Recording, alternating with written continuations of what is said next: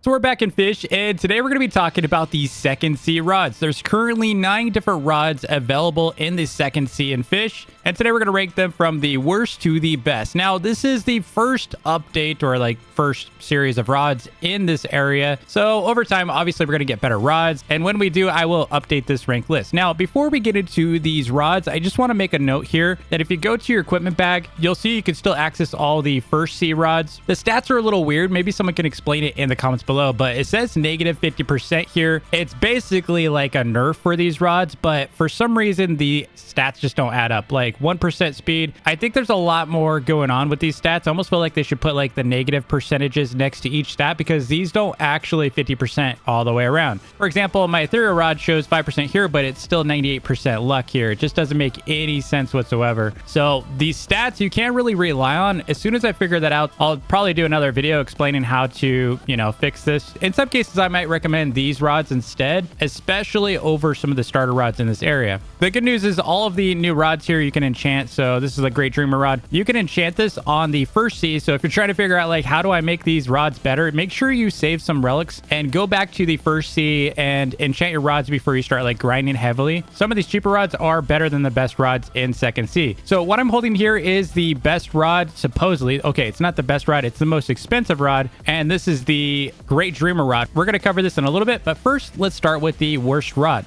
The worst rod is the first rod that you get in the second sea, and that is the adventurer's rod. You'll notice that these stats here, it says 10% speed, 10% luck, 0 control, resilience is 5%, and you pretty much just start out with it. This is what it looks like.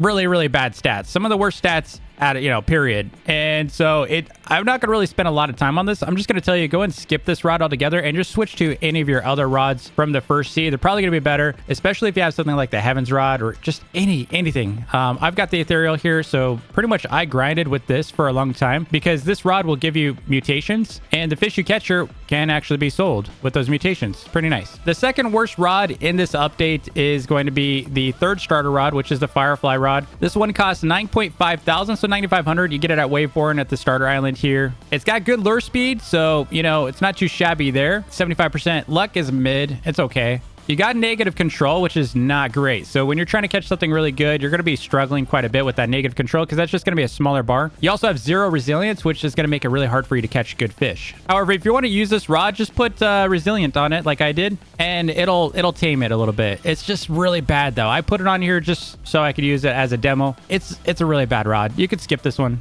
The third rod we're going to cover is the frog rod. This is the final rod in the stage 1 series. It costs 12,000. You can get it at this island Waveborn. Got really bad lure speed at 20%, so you're gonna have to do lots of shakes. You've got 100% luck, which is really good. Control at least has some control. It also has some resilience, which is nice, but it's still really, really bad. I wouldn't even bother with this one, honestly. Again, I would say the first 4 rods we're talking about, you can pretty much just go and use a rod from the first sea, and it's gonna be way better. You could put resilience on it. I put quality just because I didn't want to have to waste any more relics on it, but you can put resilience on it. Now, the nice thing about this rod is you do have an ability. This is one of the only rods inside the first stage of rods that has an ability. If you get perfect catch streaks, you get frogs that spawn around you, and they give you additional luck. Again, we don't really need the luck because it's already really a lucky rod. This is kind of forgiving in that, if you miss a perfect catch, the frogs will only disappear 1 at a time. Because of the perfect catches, you're definitely going to want to put resilience on this. But you can see we got frogs here now, so this is going to grant us luck. Is basically 0.05, and it caps at 2.5 times luck. So it's not terrible. It's just not the greatest rod. The fourth rod we're going to cover is the wild flower rod, and this is a second starter rod. So this one does cost 7,000. You get it at Waveborn here. I forgot to mention the frog rod is 12,000. So this one's a little bit less than the frog rod. It has a little bit better lure speed than the frog rod at 30%. You get about half the luck at 55%, a little bit more than that. Control at 0.07, which is better than the frog rod. You got 12% resilience, which is also better than the frog rod, and pretty much is the best resilience out of these early Waveborn rods. You've got 700 kg on its weight, and it's actually pretty good for a starter. Because of the low resilience, I would probably suggest something like resilient, or you could use steady like I do. Steady's kind of nice because it's gonna make progress a little bit faster in case you keep missing.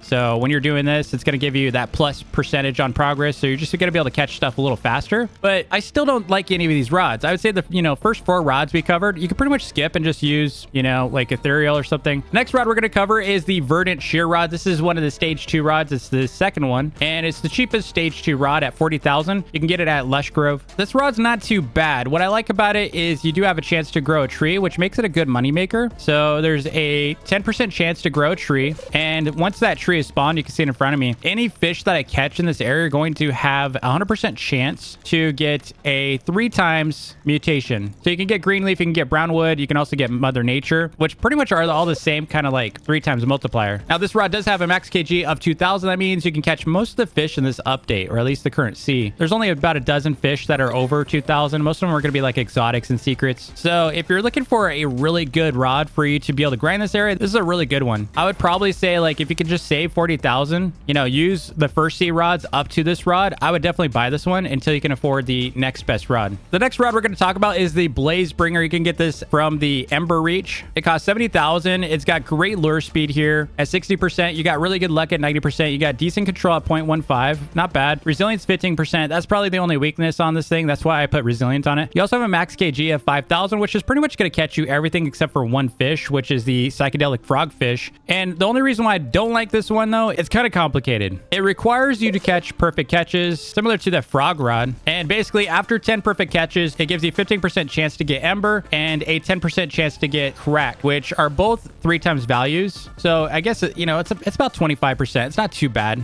After 25 more perfect catches, so pretty much you got to be like spot on constantly, it gives a 100% chance for Ember and 5% chance for Ember Flame, which is a 5 times sell value, and you get 25% luck. So it's kind of powerful. Again, I don't like perfect catches because I'm a lazy fisher. I don't want to have to sit here and be like, I got to make sure I keep this and don't mess up. I'd rather just like sit there and watch a movie and grind. So yeah, I don't know that I would use this rod that much. It's pretty much why I ranked it as low as I did, but it's only 70,000. It's really good considering. So if you're like one of those perfectionists, maybe you like getting perfect catches, this rod could be ranked higher for you. Totally up to you. The next rod we're going to cover is technically the best or most expensive rod in the game for this world. I got to make sure I'm very careful about that. We're only talking about this world's rods, and that is the Great Dreamer rod. You got really good lure speed. You got 65% lure speed. You got decent luck at 80%. Surprised it's so low considering this is like the most expensive rod at 500,000, by the way. You can get this rod from the Cursed Shores. Pretty bad control considering 0.12. It's not great. It's not the best. There's, you know, the Blazebringer already has better control than this one. You also have pretty bad resilience at 12%, which is also pretty bad. You also have a max kg of 8,000. So even with this one, you still can't catch the psychedelic frogfish, even at 8,000 with this rod. However, this rod does have some really cool abilities that you're probably going to like, or at least it's going to make you think you like it. That is the ability to spawn Cthulhu when you catch 2 to 4 fish. So after 2 to 4 catches, you're going to, you know, see him jump out of the water. It's basically like a Forgotten Fang or a Rod of the Depths in that it gives you a free fish after 2 to 4 catches instead of 3 catches. And then on top of that, you have a 5% chance to get a Cursed Touch mutation, which is a 5 times sell value. And basically that's like 1 in 20 catches. So not too bad if you think about it, but also pretty bad. Sounds like a great rod, right? You get free fish and you get this powerful 5 times multiplier for mutations. Yeah, it's not bad. It's not the best though. I still wouldn't use this despite all that. See, there's Cthulhu right there. So he gets to, you know, he's just going to catch you another fish. But I would argue that the whole goal of this game is to make money, right? Like you're trying to catch fish, complete bestiaries, and you want to get money so that you can afford the next rod and the next rod and the next rod for the next update. And so you're pretty much catching fish so you can make money. You sell those unless you're doing a collection, and then you can get better equipment. I mean, everything costs money in this game. And right now, especially with the new sea, you want to make money. Well, this is not the best money-making rod in the second sea. And that is why we ranked it so low. Plus it costs 500,000, so it's going to eat up all your money anyway just to get a kind of mid-tier rod. It's not the best, especially with its 12% resilience. It's kind of pathetic. It takes a long time for you to catch fish compared to something like the Free Spirit rod or the Azure of Lagoon, which we're going to cover next. So next up, we have the Azure of Lagoon. This is a rod that only costs 100,000. You can get it from the Azure Lagoon. Pretty creative name, right? It's Azure of Lagoon, but you get it in Azure Lagoon. I don't know. Anyway, so this rod has really bad lure speed. You have really good luck, 105%. You've got control, which is negative. We'll talk about that in a second. It looks bad on stats, but it doesn't really matter about that. You got resilience of 55%. This is the highest resilience rod in the second sea. You have 100,000 max kg, so this is currently the only rod without additional enchants that can catch the frog that we've talked about, the psychedelic frogfish, which has an average weight of 14,000. So this is the only one out of these that can actually catch it. Now, this rod also has the ability to stab fish, much like the no-life rod, so it kind of feels like this area is no-life rod. Let me show you how well it catches. Now, I do have hasty on it, so it's going to speed up the lure speed here, but I'm just going to show you. We have a tiny control bar because it is a negative control bar. Let's go ahead and try to catch something here. There we go.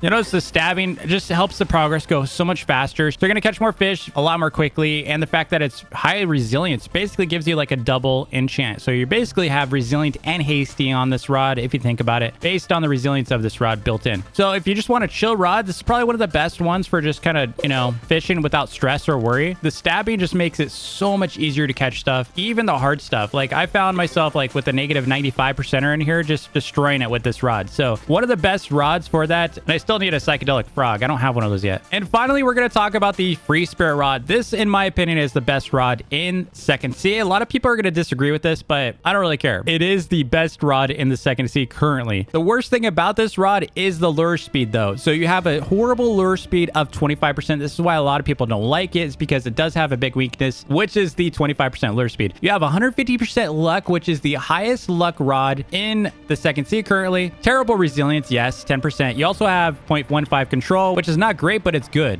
You also have a max kg of 5,000, so no psychedelic fish for you. And you can see clearly I've been using it a lot. Fish caught 1,600. I've been fishing with this thing a ton. So as far as enchants go, you could do a number of things. I would either put quality, resilient, or hasty on this. I would probably have put hasty on this over resilient. Personally, I like the resilience because it just makes it a smooth catch. I'll show you in a little bit. You also get, you know, plenty of control, so it's kind of overkill. My resilient on this is overkill. You really just want to put hasty on this. Your stabs are going to occur more the harder the fish, it seems like. I don't know why. Like if it's an easy fish, you don't stab as much.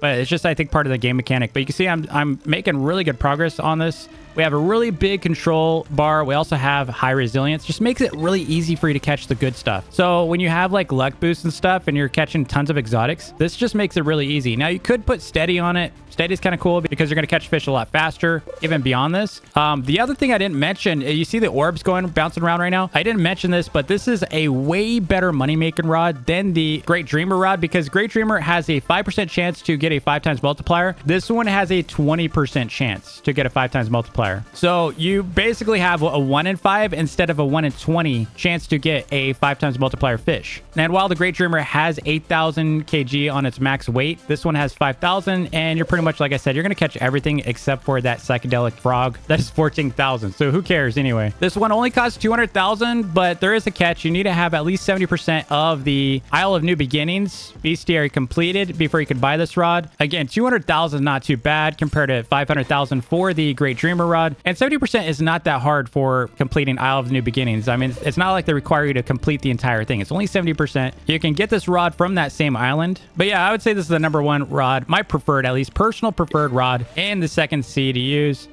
can pretty much catch anything, and I don't really need the free fish. Now, if you want free fish, you could always put, you know, something like anomalous on there. But why do you want free fish? Who cares? As long as you're making, you know, 5 times multiplier every like 5 catches, you don't really need free fish, dude. It's going to be 5 times the value of that extra fish. And the fact that the free spirit rod has nearly double the luck of the Great Dreamer rod, you're going to catch better fish anyway with this rod. So not only are you catching better fish as a result of this rod, but you also have a chance for it to be a 5 times sell value. So better fish plus 5 times sell value equals big dubs. So you're going to make a lot more money with this rod than you would with the Great Dreamer. Anyway, I hope this was helpful to you. If it was, hit that like button, subscribe if you haven't already, and I will see you tomorrow for another fish video. Peace.